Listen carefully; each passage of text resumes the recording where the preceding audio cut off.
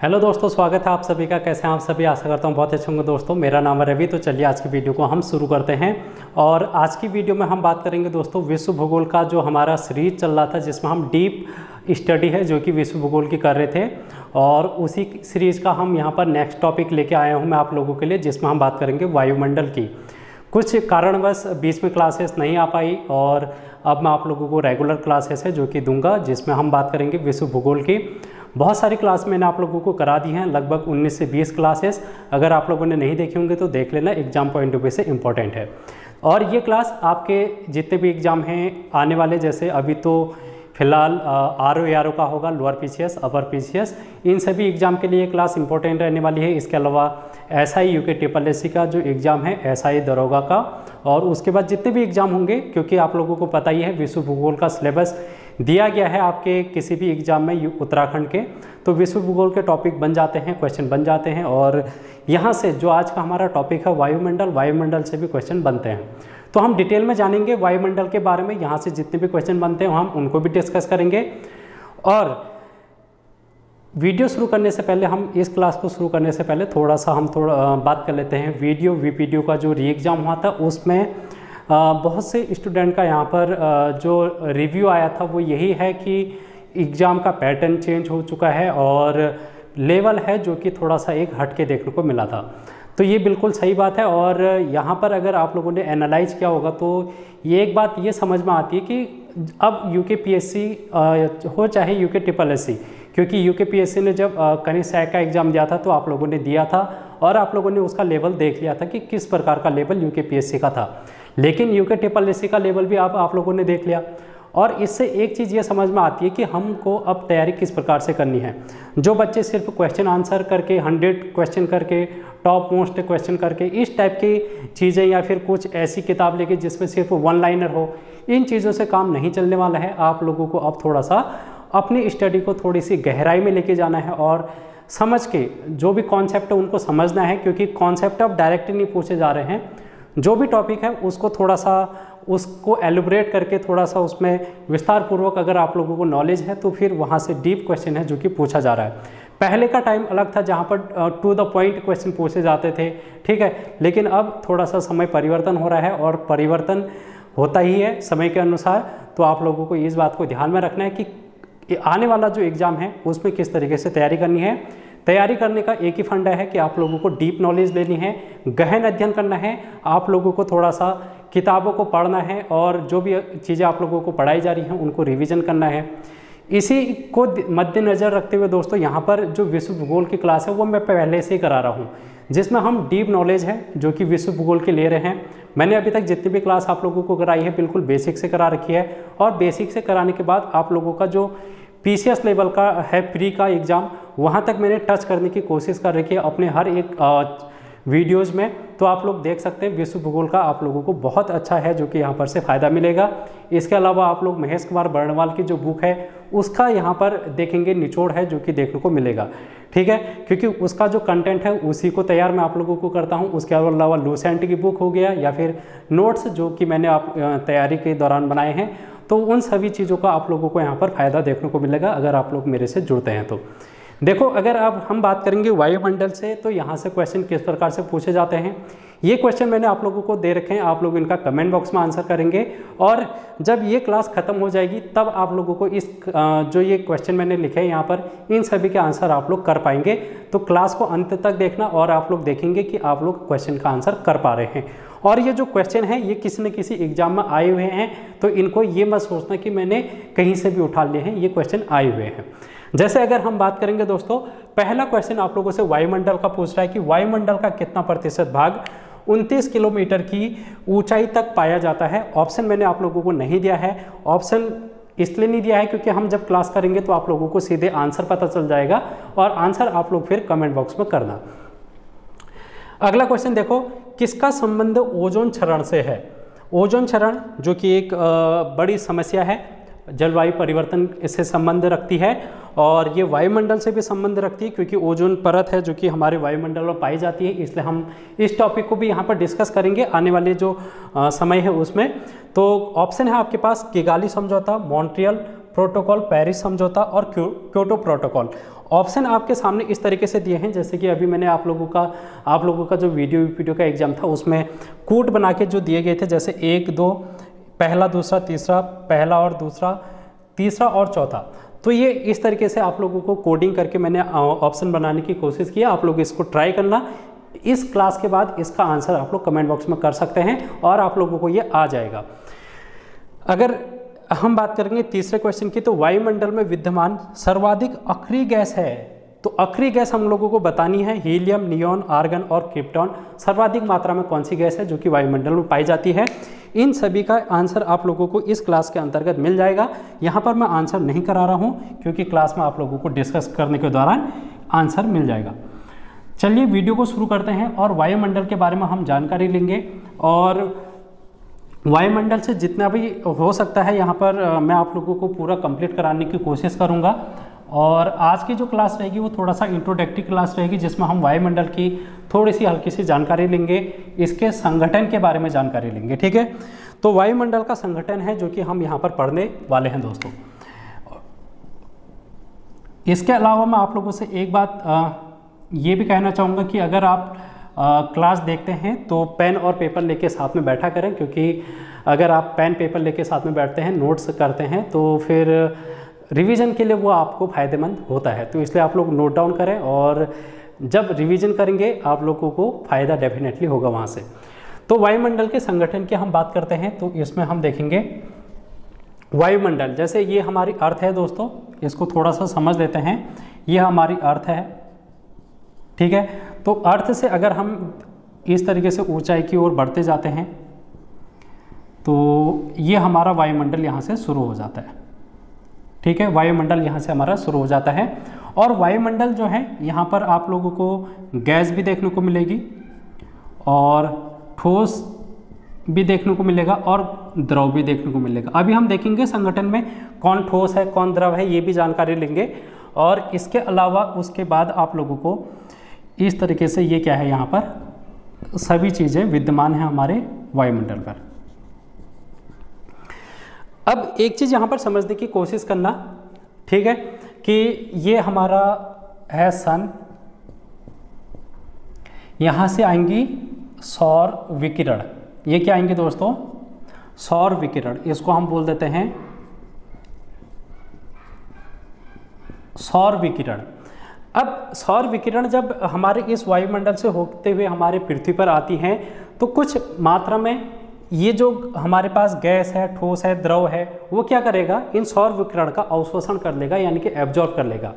उसके बाद जो बाकी किरणें हैं वो हमारे अर्थ पर पहुंचेंगी और अर्थ पर पहुंचने के बाद अर्थ है जो कि एक क्या करता है, परावर्तक सतह की तरह काम करता है, यानी कि रिफ्लेक्ट करने की कोशिश करता है। जो भी ये सौर विकिरणें हमारी पृथ्वी पर पहुंची थी उनको ये क्या करेगा, परावर्तित करेगा, यानी कि रिफ्लेक्ट करेगा। तो इसका जो कुछ मात्रा है वो इस तरीके से वापस वायुमंडल में चला जाता है दोस्तों।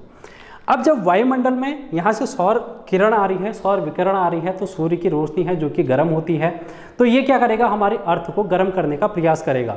और जब ये यहाँ से टकराएगा, जब हमारे अर्थ पर ये सौर विकिरण टकराएंगे और जब पुनः वापस जाएंगी तो ये जो हमारे गैस है, ठोस है, द्रव है, हमारे वायुमंडल में ये विभिन्न प्रकार का जो मिश्रण है वो क्या करेगा, इन सौर विकिरणों को एब्जॉर्ब कर लेगा। तो इस प्रकार से हम देखेंगे कि यहाँ पर क्या पाया जाएगा, एक अच्छा खासा तापमान हमको देखने को मिलेगा। तो जो ये रिफ्लेक्ट करने वाली किरणें हैं इनको हम पार्थिव विकिरण बोलते हैं। क्या बोलते हैं, पार्थिव विकिरण। अब देखो यहाँ पर जो सौर विकिरण है और पार्थिव विकिरण, इन दोनों के उससे यहाँ पर एक चीज़ देखने को मिलती है हमको, औसत तापमान। औसत तापमान। तो ये सौर विकिरण जब नीचे आ रही हैं और पार्थिव विकिरण ऊपर जा रही हैं तो एक प्रकार का हमारे यहाँ पर औसत तापमान है जो कि हमारे पृथ्वी में देखने को मिलता है। और पृथ्वी का औसत तापमान लगभग 15 डिग्री सेंटीग्रेड हमको देखने को मिलता है। तो ये क्वेश्चन आप लोगों से पूछा जा सकता है कि पृथ्वी का औसत तापमान कितना होता है, तो 15 डिग्री सेंटीग्रेड आप लोगों को ध्यान में रखना है। अब जैसे ही हम पृथ्वी से ऊपर की ओर पहुँचेंगे तो अगर हम 32 किलोमीटर ऊपर पहुँच जाएँ, कितना किलोमीटर, 32 किलोमीटर की ऊंचाई तक जाते हैं, तो 32 किलोमीटर की ऊंचाई तक हमारा जो सौरमंडल वायुमंडल है वायुमंडल का 99% भाग 32 किलोमीटर तक पाया जाता है। अभी मैंने जो पहला क्वेश्चन कराया था आप लोगों को कि 29 किलोमीटर तक हमारी वायुमंडल का कितना परसेंट भाग पाया जाता है, तो इसका आंसर आप लोग यहाँ पर देख सकते हैं। ठीक है, ये क्वेश्चन भी आप लोगों से पूछा गया है कि हमारे वायुमंडल का 99% भाग कितने किलोमीटर तक पाया जाता है, या फिर इतने किलोमीटर तक कितना परसेंट भाग पाया जाता है। तो ये इस टाइप के क्वेश्चन भी आप लोगों से वन लाइनर के फॉर्म में देखे जा सकते हैं। ठीक है, इसके अलावा अब हम थोड़ा और आगे की ओर बढ़ते हैं और इसको देखेंगे। आई होप आप लोग इसको नोट डाउन कर रहे होंगे। वैसे बहुत से स्टूडेंट यहाँ पर ये सोच रहे होंगे कि वीपीडीओ की एग्ज़ाम के बाद कि एग्ज़ाम की तैयारी छोड़ दें, लेकिन दोस्तों बात यह है कि अगर आप लोग एक बार तैयारी में आ चुके हैं और तैयारी में करने के बाद आप लोगों ने थोड़ा सा पढ़ाई कर ली है, और देखो जैसे आप लोग यहाँ पर हैं, अभी इसको एक त्रिभुज से समझो। अगर आप लोग शुरुआत में यहाँ पर थे, यहाँ से आप लोगों ने तैयारी करना शुरू की और ये 0 लेवल था, और आप लोग यहाँ पर पहुँचना चाह रहे हैं, जो कि आप लोगों की क्या है, जॉब है, गवर्नमेंट जॉब है। ये वीडियो वीपीडीओ भी हो सकता था, अगर जिसका इसमें अच्छा नहीं हुआ ठीक है, उनका सपना यही होगा कि वीडियो वीपीडीओ, या फिर कुछ भी एग्ज़ाम जैसे अब आएगा आपका आरओ एआरओ का आएगा। तो पहले आप लोग यहाँ पर थे, आपने धीरे धीरे चलना शुरू किया, आप लोग यहाँ कहीं पर आए और फिर आप लोगों का वीडियो वीपीडीओ का एग्ज़ाम हो गया और एग्ज़ाम में नंबर कम आ गए। अब कुछ बच्चे सोचोगे कि यार हम क्या करें, तैयारी छोड़ देते हैं। तैयारी छोड़ने के बाद आप लोगों को फिर से नीचे आना पड़ेगा, और कोई जब दूसरी चीज़ की तैयारी करनी पड़ेगी या फिर कहीं दूसरे सेक्टर में जाना पड़ेगा, तो वहाँ पर भी आपका कुछ लक्ष्य होगा और फिर आप लोगों को इस चढ़ाई को दोबारा तय करना पड़ेगा। तो फिर से आप लोगों को इस 0 से शुरू करना पड़ेगा। इस बात को आप लोग ध्यान में रखना। लेकिन आप लोग यहाँ पर आधे में पहुँच चुके हैं। जब यहाँ पर आधे में पहुँच चुके हैं तो थोड़ी सी और जोर दो, थोड़ा सा और देखो कि यहाँ पर पहुँचने में आप लोगों ने कितनी दिक्कतों का सामना किया, या फिर आप लोगों ने कौन सी है जो कि गलतियाँ की हैं, आप लोगों का जो पढ़ने का तरीका था वो कैसा था, आपका डेली रूटीन कैसा था। इन चीज़ों को आप लोग ज़रा एनालाइज करेंगे एक बार, तो डेफिनेटली आप लोग फिर इम्प्रूव करने की ओर जाएंगे। और फिर यहाँ पर जो भी एग्ज़ाम आपका आएगा, चाहे आरओ एआरओ है, लोअर पीसीएस है, या फिर एसआई का एग्ज़ाम है, या फिर अन्य जो भी एग्ज़ाम आएगा, उसमें आप लोगों का कहीं ना कहीं सिलेक्शन होगा। तो हार मत मानना, ठीक है ना। ज़िंदगी अंतिम सांस तक, जब तक सांस खत्म नहीं होती है तब तक चलती रहती है, और तब तक आप लोगों को कुछ ना कुछ अपनी लाइफ में देखने को मिलेगा। तो चलते रहना ही ज़िंदगी का क्या है, एक मूल मंत्र है। आगे को बढ़ते रहना चाहिए, ठीक है ना। तो अब यहाँ पर देखो संगठन, अब हम मेन टॉपिक पर आ जाते हैं कि वायुमंडल का संगठन किस प्रकार से इसमें पाया जाता है। जैसे हम लोगों ने बातें की, इसमें गैस भी पाई जाती है, ठोस भी पाया जाता है, द्रव भी पाया जाता है। तो इसको हम देख लेते हैं। अब देखो, अगर हम बात करेंगे यहाँ पर आप लोग लिखो घटक, यहाँ पर घटक लिख लेना, और यहाँ पर भाग लिख लेना, या फिर द्रव्यमान कितना परसेंट है वो, उसको आप लोग देख लेंगे। तो घटक में सबसे पहले दोस्तों यहाँ पर नाइट्रोजन है, नाइट्रोजन, ठीक है। नाइट्रोजन कितनी परसेंट है यहाँ पर, 78.8%। उसके बाद आप लोगों की आ जाती है ऑक्सीजन, ऑक्सीजन, और ये कितनी है दोस्तों, 20.9% है, 20.9% है, जो कि आप लोगों को यहाँ पर ऑक्सीजन देखने को मिलेगी। इसके बाद ऑर्गन, आर्गन है, AR हम इसको बोलते हैं, और ये भी पाई जाती कितनी, 0.93%। अब देखो यहाँ पर थोड़ा सा और समझने की कोशिश करना। हम पढ़ तो रहे वैसे भूगोल, विश्व भूगोल पढ़ रहे हैं, लेकिन जो आपका UKPSC है वो साइंस से भी पूछ लेता आप लोगों से। तो साइंस का पोर्शन भी बहुत अच्छा खासा पूछा जाता है। आप लोगों को ये बात वैसे साइंस वाले स्टूडेंट को तो पता होती है कि अक्रिय गैसें क्या होती है, नोबल गैस भी हम जिसको बोलते हैं, लेकिन जो आर्ट बैकग्राउंड के होते हैं उनको थोड़ा सा नहीं पता होता है। तो हम यहाँ पर देख लेते हैं अक्रिय गैस। अक्रिय गैस, अक्रिय गैस वो गैस होती है जो किसी अन्य के साथ क्रिया नहीं करती है, वो इनएक्टिव रहती है। इसी को हम नोबल गैस भी बोलते हैं, नोबल गैस, नोबल गैस भी हम इसको बोलते हैं। और ये कौन कौन सी गैसें होती हैं इसको ज़रा देखो। हीलियम आप लोग लिखेंगे, हीलियम, ये क्वेश्चन पूछा जाता है, यूकेपीएससी बहुत बार आखिरी गैसों से, नोबल गैसों से क्वेश्चन पूछता है, तो आप लोगों के लिए इंपॉर्टेंट है, नोट डाउन कर लेना कहीं पर भी। हीलियम हो गया, उसके बाद नियॉन हो गया, नियॉन, आर्गन हो गया, आर्गन, क्रिप्टॉन, जिनॉन और रेडॉन। अभी जो आपका लैब असिस्टेंट का पेपर है, जो वैकेंसी आई है, आप लोगों ने फिलअप कर ली होगी आई होप, उसमें भी आप लोगों से साइंस का पोर्शन पूछा जा रहा है। तो आप ही लोग हैं जो आर ओ में भी बैठेंगे, लोअर पीसीएस में भी और लैब असिस्टेंट में भी, तो आप लोगों के लिए भी ये इंपॉर्टेंट रहेगा, जहाँ पर आप लोगों को ये देखने को मिलेगा। तो देखो यहाँ पर आर्गन है जो कि हमको आखिरी गैस के रूप में देखने को मिली है, और इसका परसेंटेज कितना है, 0.93। इसके अलावा अन्य गैसें भी इसमें हमारे वायुमंडल में पाई जाती हैं, ठीक है। आर्गन के बाद आप लोग देखेंगे कार्बन डाइऑक्साइड, CO2 भी यहाँ पर देखने को मिलता है। CO2 के बाद अन्य गैसें भी आप लोग यहाँ पर लिखेंगे, CO2 के बाद आप क्या लिखेंगे, अन्य गैस, अन्य गैस। और अन्य गैस में यही सब, जैसे हीलियम भी यहाँ पर पाया जाता है, नियॉन भी, क्रिप्टॉन, जेनॉन, रेडॉन, ये सभी गैसें यहाँ पर हमारे वायुमंडल में विद्यमान हैं। तो क्वेश्चन आप लोगों से मैंने सबसे पहले ये पूछा था मेरे ख्याल से कि वायुमंडल में सबसे अधिक आखिरी गैस कौन सी है, तो आप लोगों को आंसर पता चल गया होगा, आर्गन है जो कि सबसे अधिक है, जो कि यहाँ पर पाई जाती है वायुमंडल में। अब आप लोगों से इनका आरोही क्रम भी पूछा जा सकता है, अवरोही क्रम भी पूछा जा सकता है, यानी कि इनके द्रव्यमान परसेंट के अनुसार। जैसे आप लोगों से ऑप्शन दिया जाएगा, N2 दिया जाएगा, ऑक्सीजन दिया जाएगा, AR दिया जाएगा, H2 हाइड्रोजन दिया जाएगा, और आप लोगों से पूछा जाएगा कि बढ़ते हुए क्रम में सजाइए, या फिर उसका सही ऑप्शन क्या है, या फिर घटते हुए क्रम में। तो आप लोगों को ये परसेंटेज याद करनी है और देखना है, आपके एग्जाम पॉइंट ऑफ व्यू से इंपॉर्टेंट रहेगा।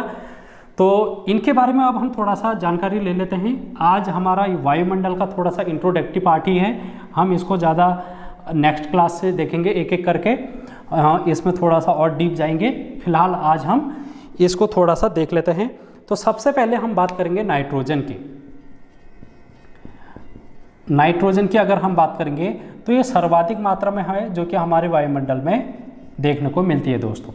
अब नाइट्रोजन की एक विशेषता है, इसकी क्या विशेषता है, एक इसको समझ लेना, उसके बाद आप लोगों का आंसर आ जाएगा, कोई भी क्वेश्चन अगर नाइट्रोजन से बनता है। इसकी विशेषता यह है कि ये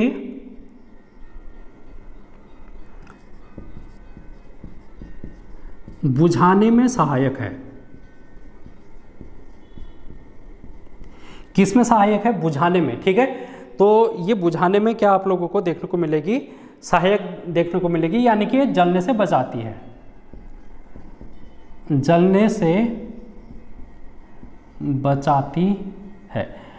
और इसी के विपरीत, नाइट्रोजन के विपरीत ये काम ऑक्सीजन करता है, जो क्या करता है, जलने में सहायक होता है, जलने में सहायक, ठीक है। तो हमारा ये नाइट्रोजन जो है वो वायुमंडल में एक ताप नियंत्रण का काम करता है, क्योंकि जब ये क्या कहे, जलने से बचाता है। वायुमंडल जब गर्म हो जाएगा तो ये थोड़ा सा उसको ठंडा करने का काम करेगा। इसके अलावा यहाँ पर अगर आप लोगों से इसके उपयोग पूछे जाएंगे, क्योंकि ये साइंस का टॉपिक भी बन जाएगा नाइट्रोजन, तो नाइट्रोजन आप लोगों का एक क्वेश्चन पूछा जाता है कि जो चिप्स हैं, चिप्स के पैकेट में, ये क्वेश्चन पूछा गया था यूकेपीएससी का। आप लोगों ने अगर पेपर दिया होगा, मेरे ख्याल से कनिसाई या फिर जो फॉरेस्ट गार्ड का था, दोनों में से किसी एक में पूछा गया है ये क्वेश्चन कि चिप्स जो होते हैं उनके पैकेट में कौन सी गैस भरी जाती है।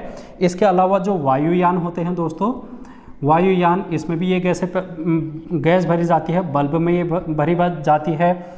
इसके अलावा ये टायर में भरी जाती है, टायर में। तो ये सभी जगह है जो कि हम नाइट्रोजन का प्रयोग करते हैं, और ये आप लोगों को ध्यान में रखना है, ठीक है। तो ये बातें हैं जो कि आप लोगों को ध्यान में रखनी। इसके अलावा इसका यूज है जो कि जलने से बचाती है, तो ये अग्निशामक यंत्र जो होते हैं, अग्निशामक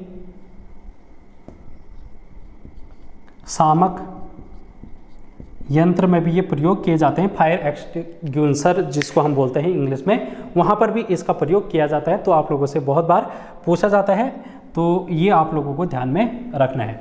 इसके बाद ऑक्सीजन आती है। अगर हम नाइट्रोजन की बात करेंगे तो ये वायुमंडल में हमारे 128 किलोमीटर तक देखने को मिलती है। कहाँ तक? 128 किलोमीटर तक। 128 किलोमीटर वायुमंडल में इसकी रेंज है।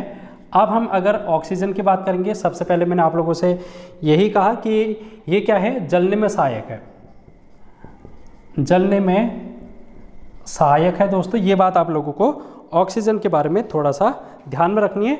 और ऊर्जा का मुख्य स्रोत है, ये ऊर्जा का मुख्य स्रोत है, तो ये भी आप लोगों को ध्यान में रखना है। इसके अलावा आप लोगों को क्या ध्यान में रखना है कि 120 किलोमीटर तक, 120 किलोमीटर तक ये पाई जाती है। इसके बाद ये नगण्य हो जाती है, यानी कि इसके बाद ये अवेलेबल नहीं होती है। ऑक्सीजन के बाद हम देखेंगे यहाँ पर CO2 देख लेते हैं, क्योंकि CO2 से भी क्वेश्चन आप लोगों के बन जाते हैं, उसको भी हम यहाँ पर देख लेंगे। CO2 कार्बन डाइऑक्साइड, ठीक है, कार्बन डाइऑक्साइड है जो कि यहाँ पर आप लोगों को सबसे भारी गैस के रूप में देखने को मिलेगी। ये क्या है दोस्तों? सबसे भारी गैस है जो कि हमारे वायुमंडल में है, जो कि पाई जाती है। अब ये जो है CO2, इसको हम ग्रीन हाउस गैस के रूप में भी जानते हैं। ये क्या है? एक प्रकार की ग्रीन हाउस गैस है। देखो ये ग्रीन हाउस है जो कि इफेक्ट हम लोगों को अभी जब मैं नेक्स्ट क्लास लूँगा उसमें हम वायुमंडल की परतें पढ़ेंगे, जिसमें हम क्षोभ मंडल, समताप मंडल, इनके बारे में देखेंगे। तो टेम्परेचर किस प्रकार से कम ज़्यादा हो रहा है, उस कॉन्सेप्ट को समझने के लिए हमको ग्रीन हाउस का वहाँ पर क्या करना पड़ेगा, थोड़ा सा रेफरेंस लेना पड़ेगा। तो रेफरेंस क्या है? ग्रीन हाउस क्या होती हैं? जैसे ग्रीन हाउस में क्या होता है, ये हमारा सन है और ये हमारी अर्थ है। सन से क्या आएगा, यहाँ से इस तरीके से किरणें आएंगी, और किरणें जब आएंगी तो यहाँ पर क्या है, वायुमंडल है, यहाँ पर वायुमंडल है, और वायुमंडल है तो यहाँ पर विभिन्न प्रकार की गैसें हैं। अब सौर विकिरण में से कुछ किरणें तो यहाँ से टकराकर वापस चले जाएंगी, ठीक है, जो ज़्यादा कमज़ोर होंगी वो ऊपर को वापस यहाँ से ऊपर चले जाएंगी, इसको भेद नहीं पाएंगी वायुमंडल को, यानी कि पृथ्वी पर नहीं आ पाएंगी। कुछ किरणें होंगी जो यहाँ से टकरा के पृथ्वी पर आएंगी, और इनमें से भी जो कुछ किरणें हैं वो हमारी पृथ्वी के द्वारा अवशोषित कर ली जाएंगी, और कुछ किरणें इस पृथ्वी से दोबारा पुनः वापस भेज दी जाएंगी। तो ये प्रोसेस है जो कि हमारा जो सन रेज है पृथ्वी की में जब आती हैं तो वो इस प्रकार से अपना कार्यक्रम करती है। तो इस दौरान हम देखेंगे कि यहाँ पर जब कुछ किरणें यहाँ पर आ रही हैं तो ये वायुमंडल ने इनको क्या कर दिया, अवशोषित कर दिया। कुछ किरणें पृथ्वी पर टकराने के बाद वापस यहाँ पर चले गई, तो फिर से ये जो ऊपर को किरणें जा रही हैं, पार्थिव विकिरण जिसको हम बोल रहे थे थोड़ी देर पहले, तो ये यहाँ पर फिर से आके इकट्ठी हो गई हैं। तो यहाँ पर क्या बन जाएगा, एक ऐसा टेम्परेचर बन जाएगा जो कि अधिक होगा, यानी कि यहाँ पर क्या पाया जाएगा, हमारे पास तापमान अधिक पाया जाएगा। और जब ये तापमान अधिक पाया जाएगा तो इसी को हम बोल देते हैं ग्रीन हाउस प्रभाव, क्योंकि इसका जो ग्रीन हाउस वो होती हैं, पॉली हाउस हम बनाते हैं, वहाँ पर भी यही चीज़ है जो कि हम लोगों को देखने को मिलता है। तो वही हमारे वायुमंडल में भी देखने को मिलता है, तो इसलिए हम इसको ग्रीन हाउस के नाम से जानते हैं।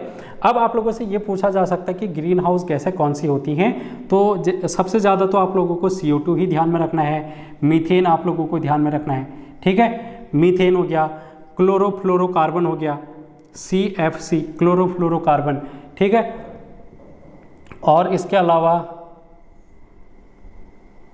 नाइट्रोजन हो गया। तो ये क्या है हमारे पास ग्रीन हाउस गैसें। कैसे याद करेंगे, याद करने की इसकी ट्रिक लिख लो, ट्रिक मीना कल काजल लगाना। अब देखो मी से क्या है, मीथेन, मैंने आप लोगों को लिखा दिया। N से है नाइट्रोजन, कल से है दोस्तों क्लोरोफ्लोरोकार्बन, और काजल का से है कार्बन डाइऑक्साइड, और जल से है जल वाष्प, ठीक है। तो इतनी गैसें हैं जो कि आप लोगों को ध्यान में रखनी है। मी से मीथेन, नाइट्रोजन, कल से है क्लोरोफ्लोरो, का से है कार्बन डाइऑक्साइड, जल से है जल वाष्प।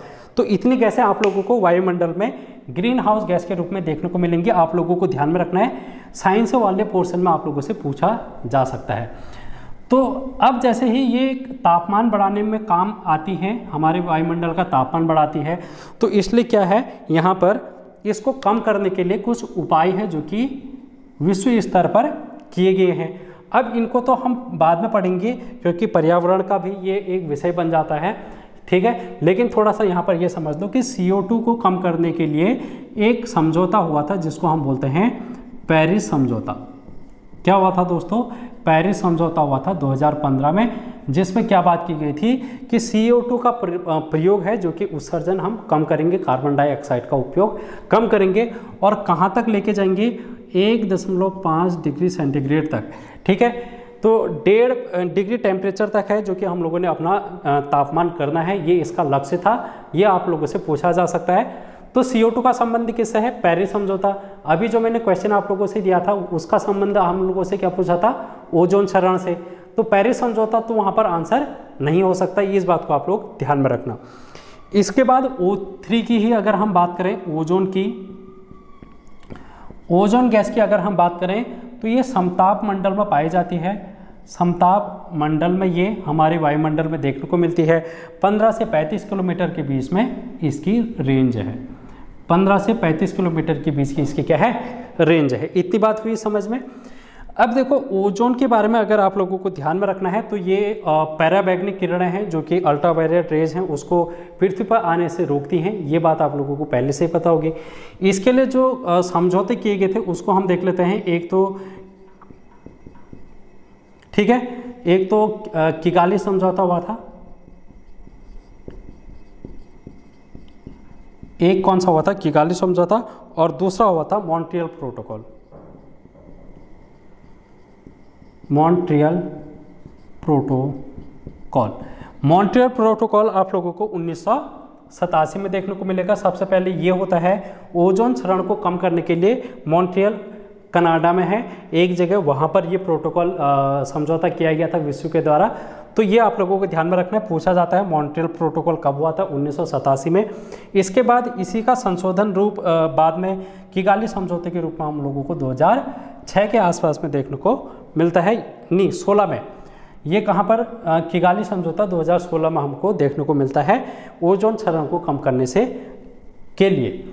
अब ओजोन भी हम लोगों ने देख लिया। इसके अलावा आप लोगों को क्या ध्यान में रखना है? उसके अलावा जल वाष्प भी है जो कि यहाँ पर पाई जाती है। जल वाष्प यहाँ पर अभी हम लोगों ने बात की ही थी कि ये क्या है? एक प्रकार की ग्रीन हाउस गैस में भी देखने को मिलती है, क्योंकि अभी हमने देखा काजल जल से जल वाष्प है जो कि आप लोगों को देखने को मिलेगा।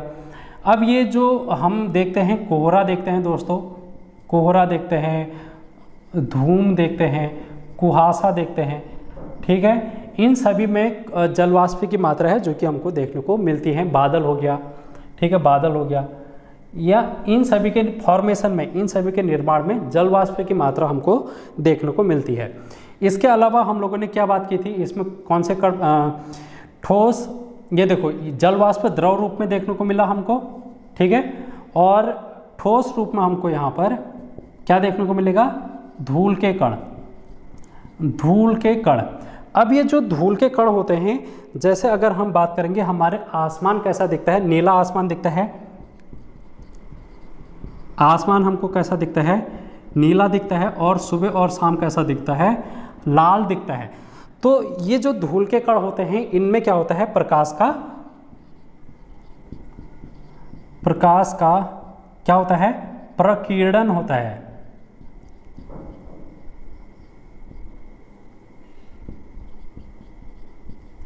प्रकाश का प्रकीर्णन प्रक्रिया है जो कि धूल के कणों से होती है, जिसके कारण आसमान है हमारा नीला या फिर लाल दिखाई देता है। शाम के समय में या सुबह के समय में लाल और दिन में नीला। तो ये क्यों होता है? हमारे आसमान का रंग नीला और लाल, ये प्रकाश के प्रकीर्णन के कारण होता है। इन चीज़ों को हम साइंस में डिटेल में देखेंगे बाद में। फिलहाल आप लोगों से क्वेश्चन पूछा जा सकता है कि हमारा आसमान का रंग नीला क्यों होता है? क्योंकि यहाँ पर प्रकाश का क्या होता है? प्रकीर्णन होता है। किसके द्वारा? धूल के कणों के द्वारा। धूल के कण, आप लोग डस्ट पार्टिकल देखते ही हैं, जो भी है वो हमारे वायुमंडल में विद्यमान हैं। तो इस प्रकार हमारे वायुमंडल का संगठन है जो कि हम लोगों ने पढ़ा। यहाँ से क्वेश्चन आप लोगों के किस तरीके से बनते हैं वो भी हम लोगों ने पहले डिस्कस कर ही लिया था। तो अब इसके बारे में हम बात करेंगे नेक्स्ट क्लास में, जिसमें हम वायुमंडल की संरचना के बारे में बात करेंगे।